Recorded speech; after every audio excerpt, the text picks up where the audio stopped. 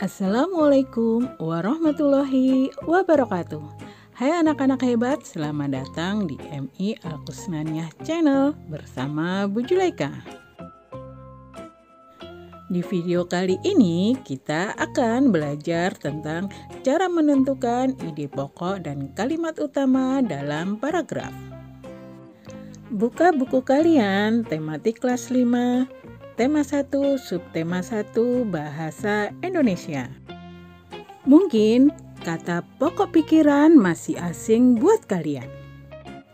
Di kelas 4, kalian sudah belajar tentang gagasan pokok, di mana pokok pikiran sebenarnya sama juga artinya dengan gagasan pokok maupun ide pokok.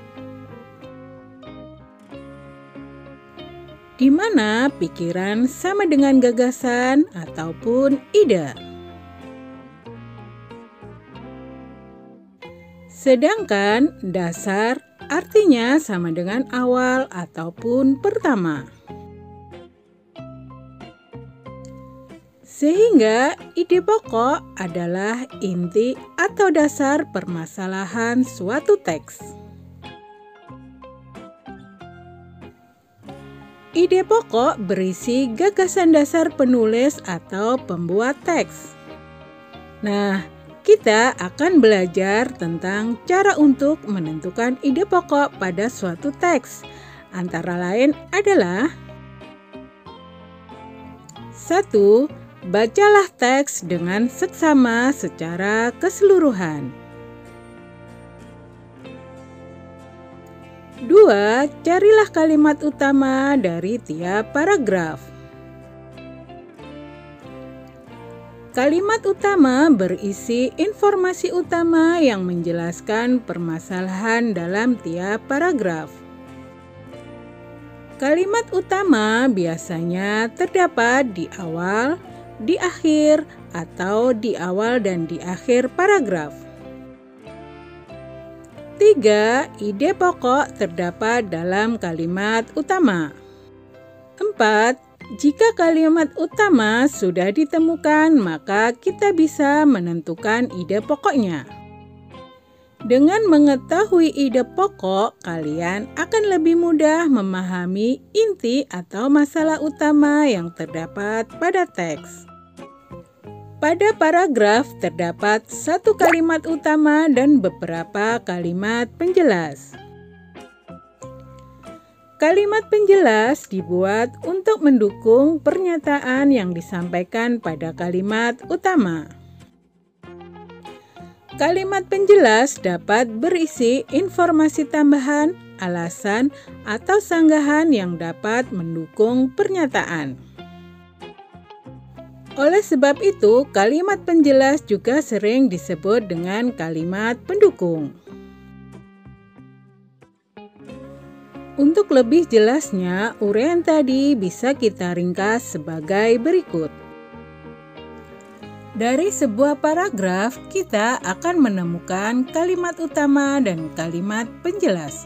Kemudian dari kalimat utama kita dapat menentukan pokok pikiran atau ide pokok. Bacalah contoh paragraf berikut dan kita akan belajar menentukan kalimat utama dan ide pokok dari paragraf. Aves atau burung merupakan vertebrata berdarah panas yang bergerak dengan cara mengepakkan sayapnya sehingga dapat terbang di udara. Aves memiliki otot-otot terbang yang berguna untuk mengendalikan sayap pada saat terbang.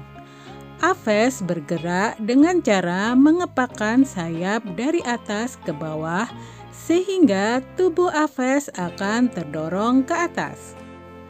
Inti paragraf bacaan ini adalah mengenai cara bergerak pada Aves atau burung.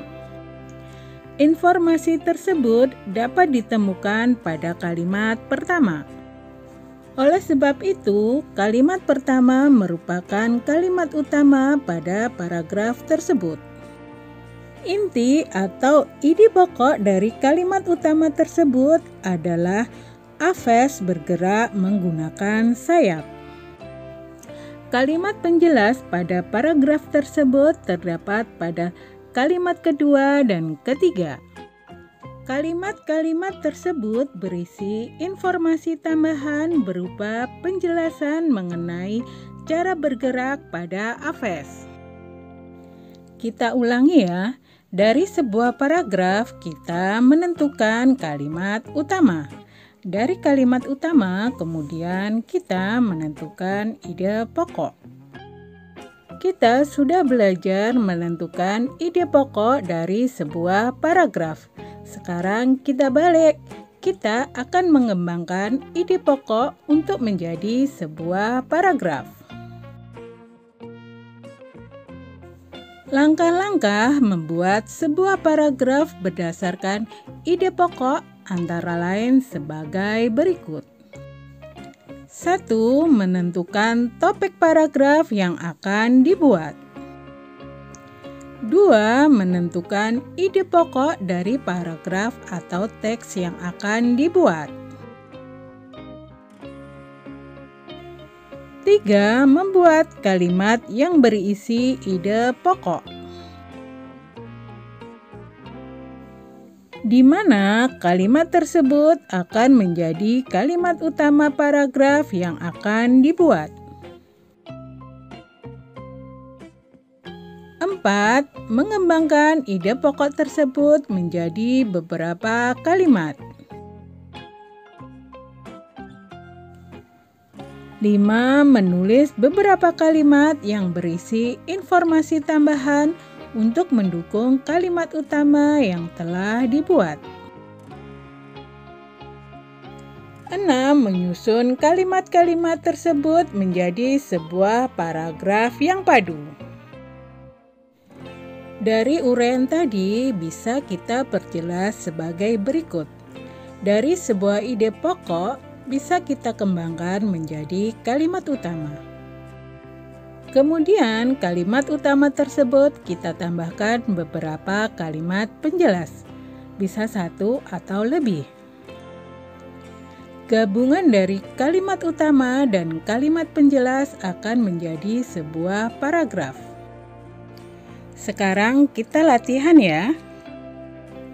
Kita tentukan ide pokoknya, misalnya kesamaan organ gerak hewan dan manusia.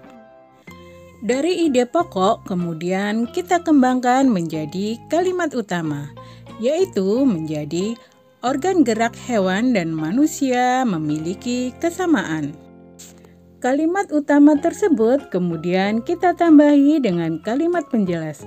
Di sini kita tambahi 2 kalimat penjelas ya, yaitu alat gerak hewan dan manusia terdiri atas 2 macam, yaitu alat gerak aktif dan pasif. Kalimat penjelas yang kedua adalah kedua alat tersebut bekerja sama untuk melakukan gerakan. Kemudian kalimat utama dan kalimat penjelas kita gabung untuk menjadi sebuah paragraf, sehingga menjadi sebuah paragraf sebagai berikut. Organ gerak hewan dan manusia memiliki kesamaan. Alat gerak hewan dan manusia terdiri atas 2 macam, yaitu alat gerak aktif dan pasif. Kedua alat tersebut bekerja sama untuk melakukan gerakan. Nah anak-anak, demikianlah pembelajaran kita kali ini. Semoga pembahasannya mudah kalian mengerti dan kalian pahami ya. Terima kasih sudah menonton. Jangan lupa subscribe. Bu Guru pamit dulu. Bye. Wassalamualaikum warahmatullahi wabarakatuh.